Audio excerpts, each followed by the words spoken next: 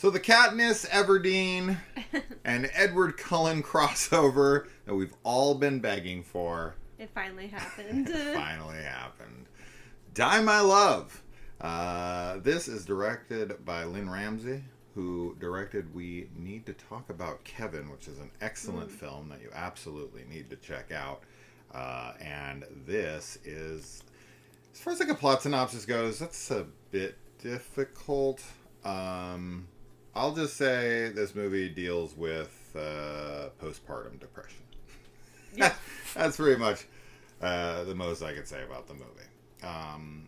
So now Jennifer Lawrence is a mother in this, and you know, having seen the movie Mother,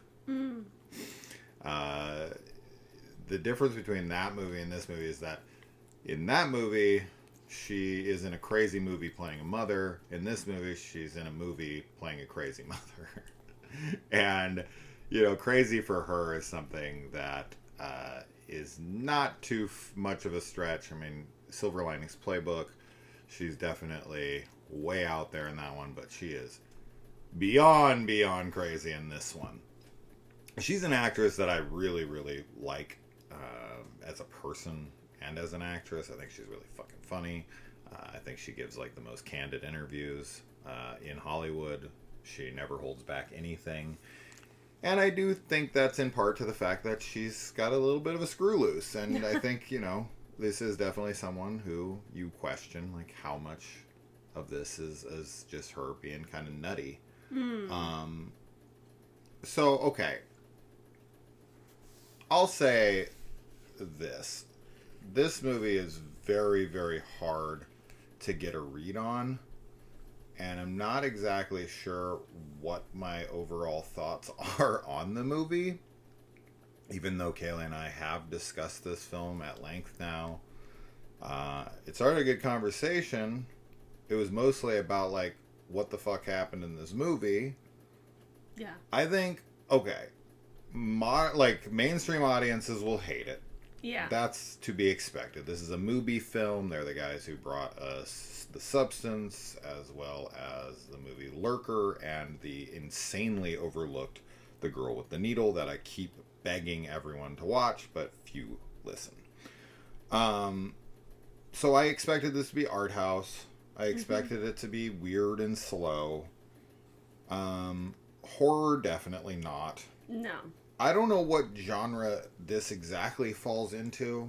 Drama thriller, I guess, is a very slow film about a woman who is just completely fucking lost it and continues to lose it further. The movie is very repetitious, but that is to convey monotony, I think. I don't know. Robert Pattinson plays her husband in this, obviously, since the Twilight Hunger Games joke at the beginning. Yeah, his character is definitely not a whole hell of a lot better in some regards. But what did you think? I honestly don't know how I feel about the movie. I think it's very, very well acted and like well shot and everything. Yeah. And I do think that it's interesting, like the character study that's being done for Jennifer Lawrence's character. Yeah. But I honestly don't know how I feel, like, as far as if I liked it or not. I kind of, sometimes movies are less about liking them and more about just making you think about something or feel a certain thing.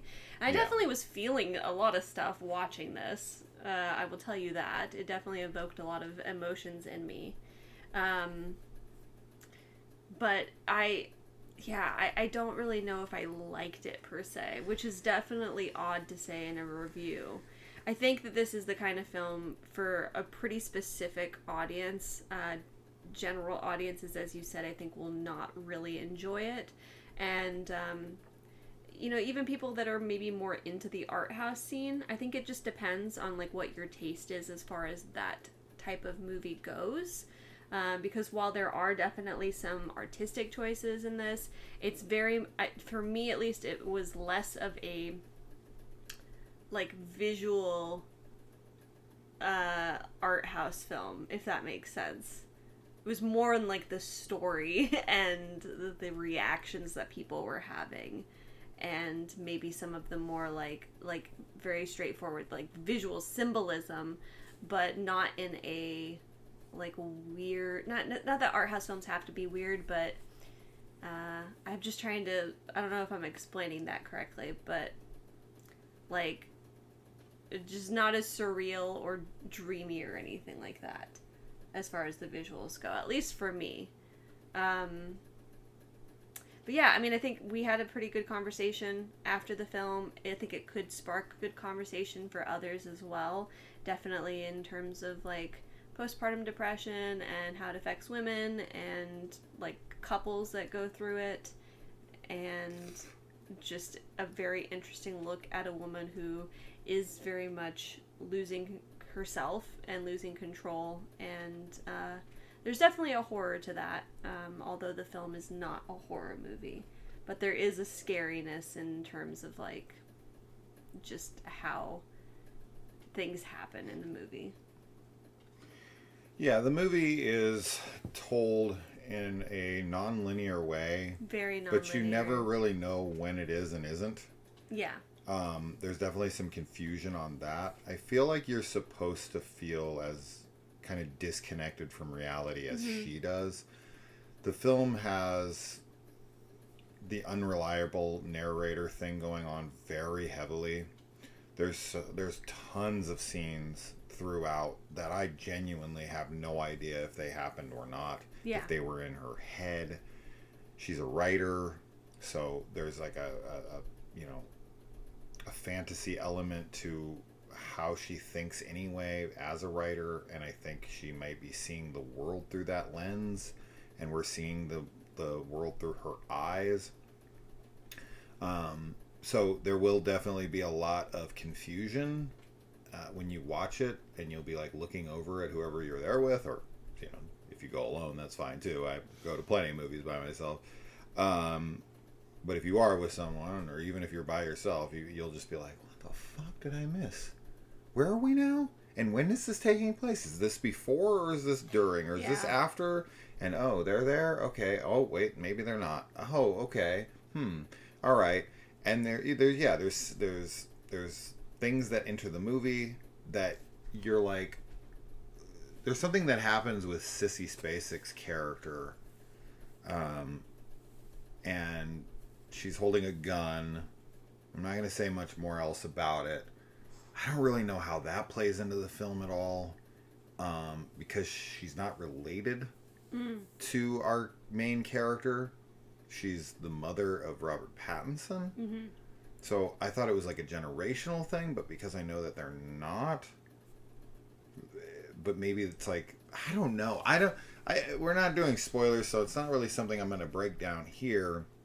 I'm just trying to illustrate that you're not alone if while you're watching this, or if you did watch this and you were feeling very confused on what was going on, where things were taking place, how people let her get to the place she's at without calling a mental health professional, checking her in somewhere. That's something that definitely you kind of just have to either say, these people around her are enablers that are just allowing her to be this fucking unhinged without doing anything about it, or that it's a movie and you just got to roll with how absurd that is, and extend to the film some benefits of the doubt, I suppose.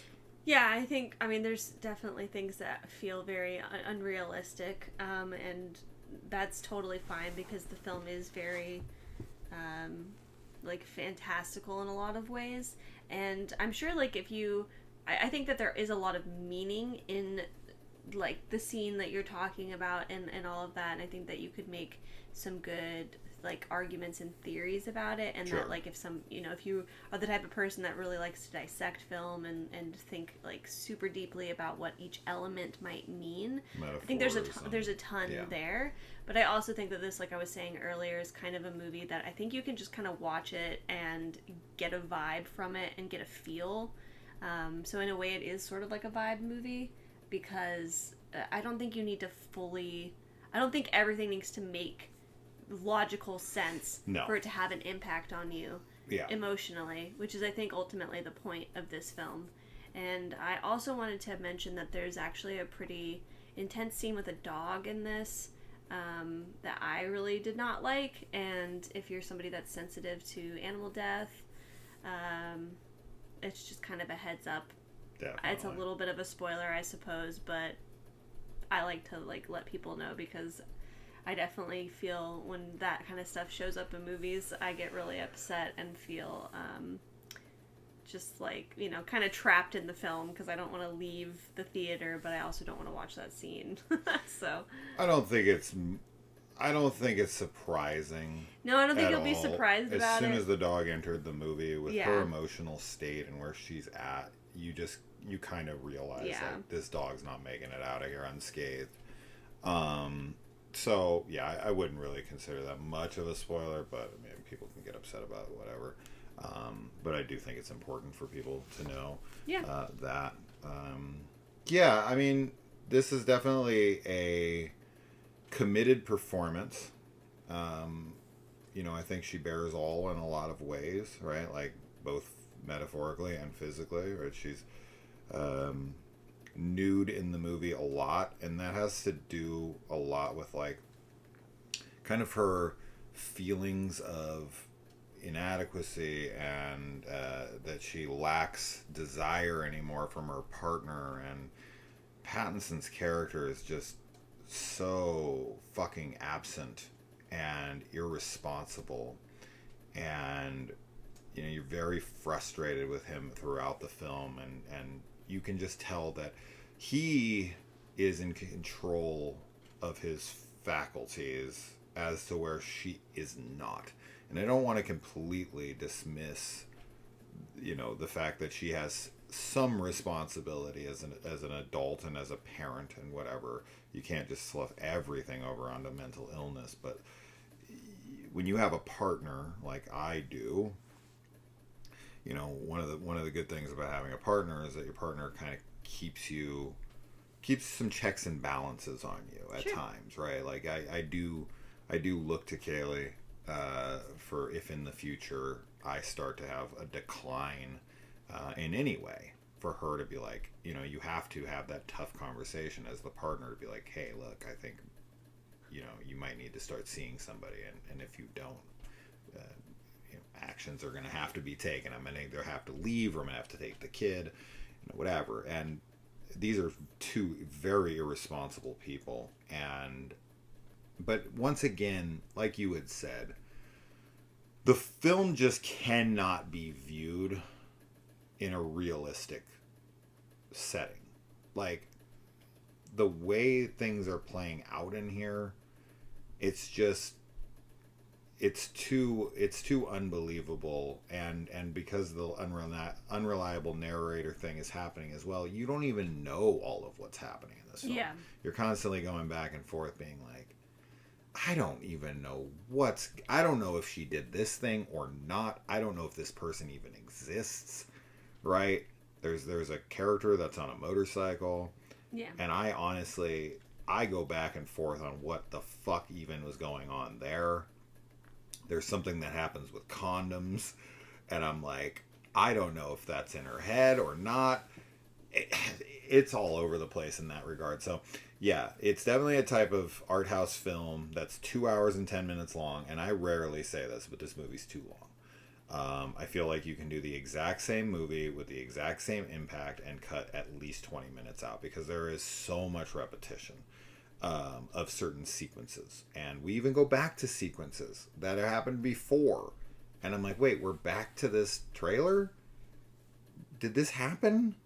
Did this not? Did this happen in a different way? Right, so you're just going to be very, very confused throughout. But if you are someone who's like hyper analytical and loves to dissect film, like Kaylee said, and you like weird art house type films that don't make a lot of sense and are not structured in a linear way, then this is for you. But that audience is niche, and I think that because Robert Pattinson and Jennifer Lawrence are in it, they're big names, they're going to have a draw. They're going to have the star power to get an audience in the theater that might not otherwise watch movies like this.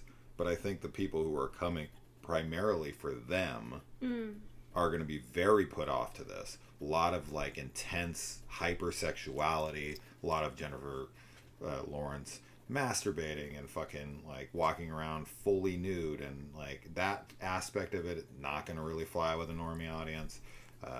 You know, a lot of like neglect of both babies and animals, abuse. Yeah, it's not a film for many. I mean, I can't imagine anyone outside of like hardcore film lovers who love like super indie style odd films is gonna be into this, right? So, and as you said, and as I said, I guess already, I don't know where I'm on this. I wouldn't even know what to give this as a rating, because I don't know how effective it's effective in a lot of ways, but then in other ways I feel like it's not successful. So a weird watch, an odd weird watch for me. Excellent performances from our two leads, characters that you just want to grab and smack the shit out of. I don't know where I land on this, but hopefully you guys know if this is a movie you're going to enjoy or not. I'm going to assume most people are going to be like, pass. Yeah, I think so too. After that review. And I wouldn't blame you. Yeah. I'm disappointed in it. I don't think that this is not the film I was hoping it was going to be. I thought this was going to be a slam dunk film for me. I thought that this was going to be so much more impactful, and I just left it kind of scratching my head. But it got me thinking. Yeah. You know?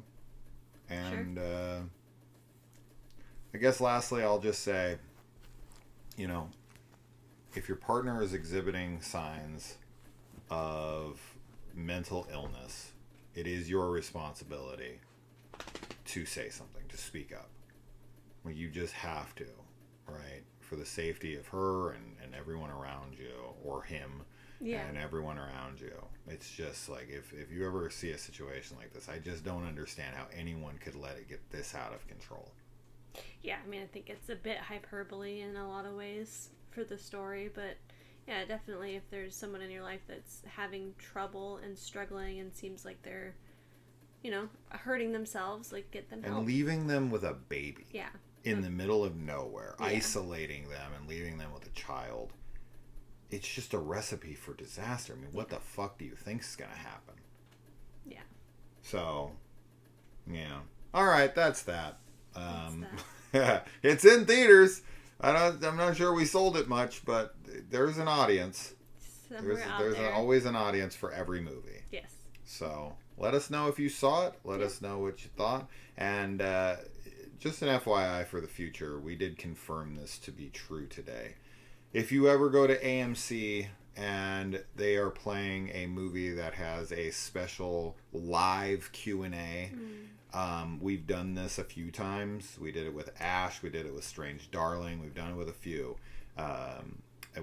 This is at least our third or fourth time we've went to one of these. They do not have trailers. So don't suspect to see any trailers to a movie like that has that specific thing on it. Just an FYI for the future for AMC ticket, because our buddy Wyatt missed the first 15 minutes of this movie and I was I just knew it. We got there early because I was like, we missed the first 15 minutes of Ash. Yeah. Because I thought there'd be trailers and there wasn't. So anyway, that's that. All right, guys. Well, we'll see you in the next one. Bye.